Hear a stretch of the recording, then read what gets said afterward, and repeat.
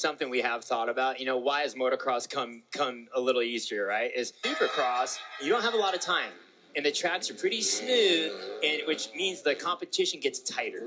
There's not a lot to separate the guys as much, in my opinion. And that mainly is what you're seeing is the start. Man, what's up, guys? Qualifying wrapped up, and it was a burner as is usual. These qualifying sessions are like essentially hot lap races. Each rider is just throwing down unbelievably intense, just flat out 150% effort laps. And it is exciting. If you guys don't tune into Race Day Live, I recommend it because it is not just some boring sleeper event where the dudes are just kind of going through the paces.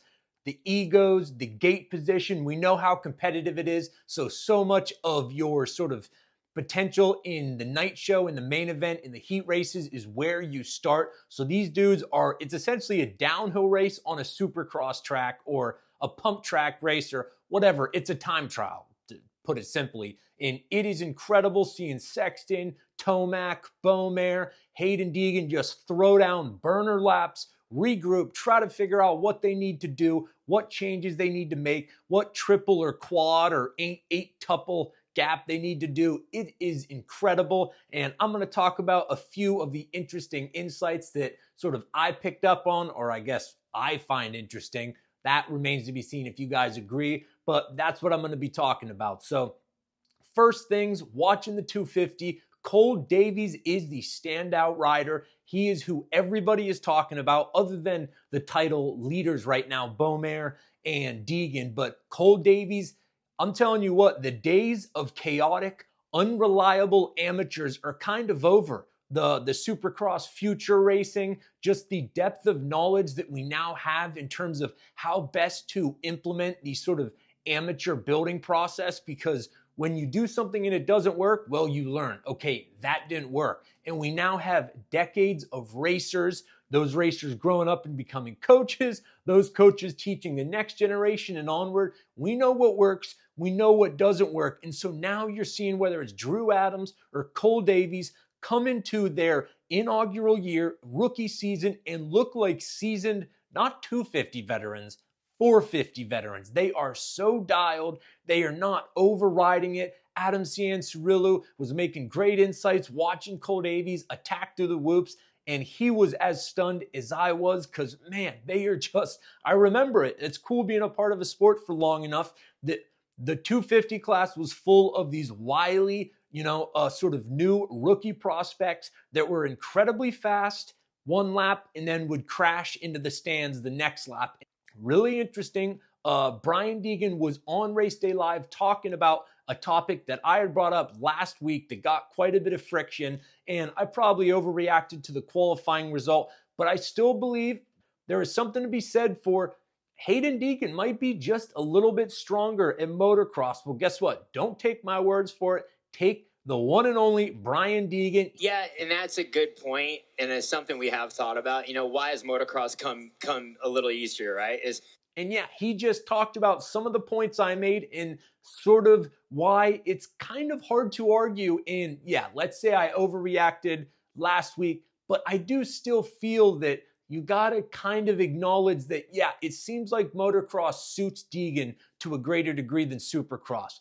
Motocross just comes naturally to him. It just fits his strengths and his skill sets, where supercross, I just feel is a little bit more of a process, and it just isn't that just like natural sort of puzzle clicking together, kind of the inverse of Cooper Webb. Tell me what you guys think, because I know a lot of people disagreed with what I said, but this is Brian Deegan. I mean, this is the one and only, pretty much saying the same thing, that yeah, motocross comes easy.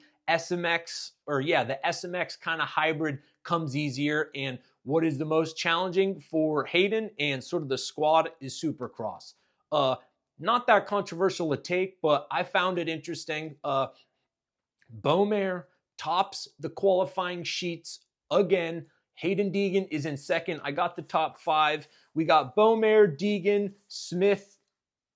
Oh yeah, I forgot the fifth. We got Baumer, Deegan, Smith, and Davies. Sorry, I forgot the fifth. Davies is looking really good. Jordan Smith looked really phenomenal. There's the top four. I meant to write the top five. Sorry about that. But Baumer looks superb. Baumer and Deegan were kind of one-upping each other lap after lap, but ultimately Baumer was able to throw a lap. I think it was like 0.3 of a second faster than Deegan. And so, yeah, very little separating them. Start dependent. A Triple Crown is chaos. So 450, man, this is where it was literally like a race in a race. Jet Lawrence was feeling saucy, was very intent on getting the fastest qualifier time, the fastest lap down, and was throwing burners. And man, his rear wheel drift through sort of the last wide corner before the straight where you launch this jump to flat and then the finish line. The dude is the most naturally talented rider to ever ride it. He just does things differently. In a sport where many riders could overlap one another and you would not be able to distinguish the difference, they're just so stylistically similar because they're all world-class riders and they all demonstrate world-class technique. But even amongst the world-class riders, Jet Lawrence he's like a human dirt bike hybrid. You have got to see the way he rear tire drifts the entire last corner where people were having to just really just kind of like pepper the throttle through. And he was able to make it look like literally a drift trike, just carrying so much speed through that corner and just looking incredible. I mean, just incredible. Here is the top 5 qualifying positions in 450. So we got Jet Lawrence. Am I starting to get scared that the Jet Lawrence train is fully up and running? Yes, I am. If he wins tonight in a dominant fashion, I think it is going to be a challenging remainder of the season because it feels like whatever bike woes and whatever adjustments needed to be made, they figured out, and he is back looking like he typically does, and that is the best rider on track. There's no other way to put it.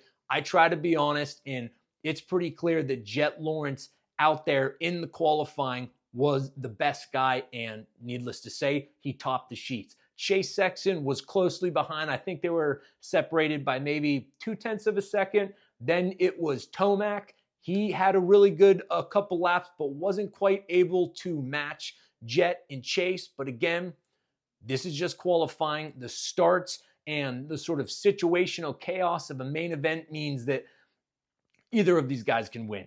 No questions about it. This does not mean that this is a foregone conclusion for the main event, but it is funny that, you know, who else do you expect in the top 3 positions? Jet Lawrence, Chase Sexton, and Tomac, but another fastest qualifier session from Jet. It's like, are we starting to get worried? The answer is yes, we are. Ken Roxon looked really good with the red plate, 4th, and then Anderson in 5th. But, are we starting to get worried about the Jet Lawrence train? Has he figured out whatever bike issues he had, and is he about to put a run on? So let's hope not. I want to see good competition. I don't want to see any rider run away with it.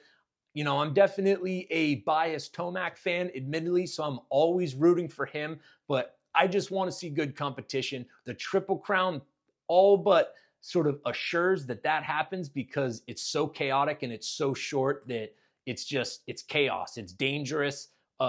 It's questionable whether the riders like it. I would say they probably don't, but it makes for excitement. Leave me a comment. Tell me what you think. Do you agree, still disagree with the Hayden Deegan being better at motocross? Do you think Jet Lawrence about to put a run on?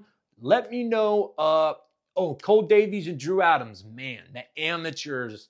Are the days of chaotic amateurs over? Are we just looking at like world-class title winners, race winner rookies from here on out? Like at least not every racer, but man, it seems like the rookies have really figured out how to make their debut season count. And they're not coming in looking like sort of, you know, they don't know what they're doing and they're just like, you know, going around trying to create chaos. They are dialed. Let me know what you think. And boy, the race tonight, Triple Crown, is as exciting as it gets. So hope you enjoy the video.